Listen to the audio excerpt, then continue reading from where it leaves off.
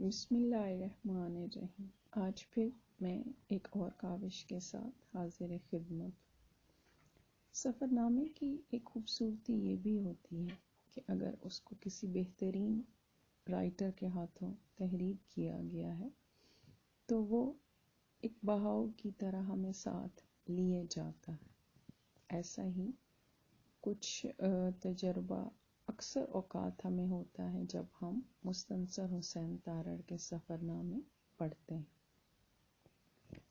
اس وقت آپ کے سفر نامے سفر شمال کے میں سے میں نے ایک حصہ منتخب کیا ہے۔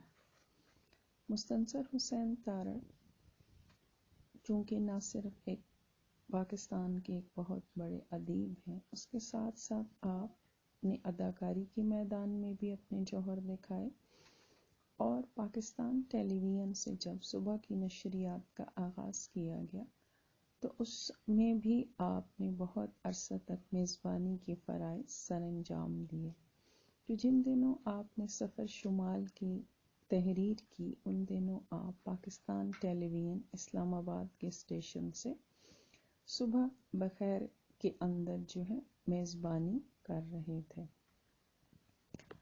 اور اس سفر میں آپ اکیلے نہیں تھے بلکہ آپ کے خاندان، آپ کی بیوی بچے آپ کے ساتھ تھے۔ اب یہاں پہ آپ تحریر کرتے ہیں کہ جب اس سفر کی پلاننگ کی گئی تو سفر پہ جانے سے پہلے جب آپ صبح کا پروگرام اختتام کر رہے تھے تو اس وقت آپ نے ناظرین کو بھی اپنے پروگرام سے آگاہ کیا۔ آپ لکھتے ہیں، اور میں پروگرام کے اختتام تک پہنچ رہا تھا، اسٹوڈیو میں مکمل سکوت تھا اور میں اپنی آواز کو خود ہی سن رہا تھا۔ خواتین و حضرات، اب اجازت دیجیے، لیکن اس بار میں اگلے ہفتے حاضر نہیں ہوں گا بلکہ 2 ہفتوں کے بعد ہم ملیں گے۔ اس کے بعد آپ نے ناظرین سے کہا، میں آپ کو ہر صبح بخیر کہتا ہوں، کیا آپ مجھے سفر بخیر نہیں کہیں گے؟ شکریہ اور خدا حافظ۔ آپ لکھتے ہیں، اور یہ اچھا ہوا کہ میں نے ناظرین سے سفر بخیر کی درخواست کر دی۔ شاہراہ قراقرم کسی بلند اور برف پوش چوٹی کی طرح ہے، کبھی یہ پرامن اور دوست ہوتی ہے اور صاف موسموں میں دھوپ چمکتی ہے، اور کبھی برفیلے طوفان اور تیز ہوائیں واپسی کے راستے مسدود کر دیتی ہیں۔ یہاں ہمیں سفر بخیر کی دعا کی ضرورت تھی۔ ٹیلی ویژن اسٹیشن کے باہر 2 کاریں کھڑی تھیں، ایک نیلی اور دوسری فاختائی۔ دونوں کی چھتوں پر کیریئر سامان سے لدے پھندے تھے۔ سلجوق نیلی کار میں سے باہر آیا، ہیلو ابو، اور پچھلی نشست پر جا بیٹھا۔ میں نے اسلام آباد کی صبح میں ایک گہرا اور الوداعی سانس لیا اور اسٹیئرنگ پر بیٹھ کر نیلی کار کی چابی گھما دی۔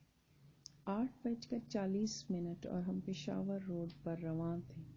ایبٹ آباد تک سفر پرسکون اور خوشگوار رہا، اور پھر بیریئر سے ذرا ادھر ہم پر ڈاکوؤں نے حملہ کر دیا۔ یہ تو ڈاکو ہیں، میری بیوی میمونہ نے میرا بازو سختی سے پکڑ لیا اور اس کی آواز میں خوف بیٹھا ہوا تھا۔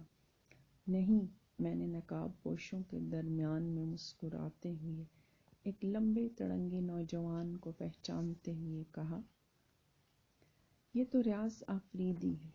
ریاض آفریدی ان خطوں میں ایک خط تھا جو صبح کی نشریات کے حوالے سے مجھے موصول ہوتے رہتے ہیں، لیکن اس کے خط نے مجھے چونکا دیا۔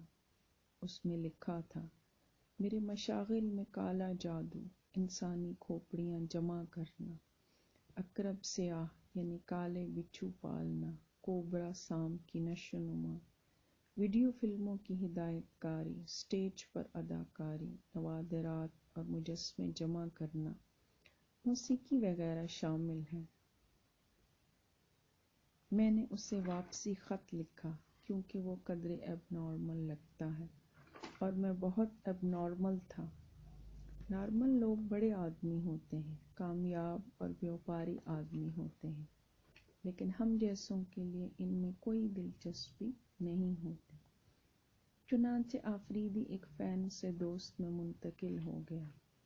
उसे खुंजराब के सफ़र के बारे में इल्म हुआ तो उसने सोचा कि एबटाबाद के बाहर मुझे सरप्राइज़ दी जाए, और ऐसी सरप्राइज़ दी कि मेरी रूह कफ़स अंसरी से परवाज़ करती करती रह गई।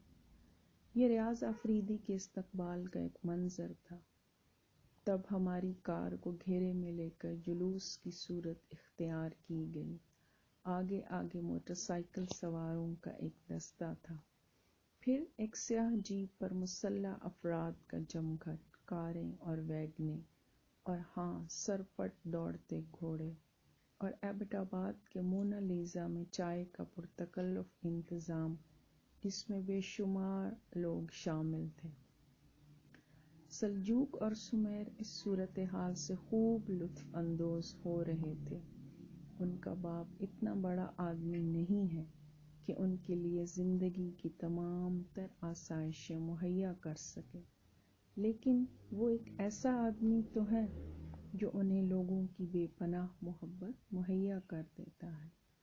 आफरीदी ने अपने सांप, बिच्छू, उकाब और नवादरात मेरे सामने यके बाद दीगरे पेश किए। सांप यकीनन टेलीविज़न नहीं देखता था, और ना ही स्याह बिच्छुओं को मेरी कोई किताब पढ़ने का इत्तफाक हुआ था, क्योंकि उन्होंने महज फुंकार कर और रींग कर मुझे पहचानने से इनकार कर दिया।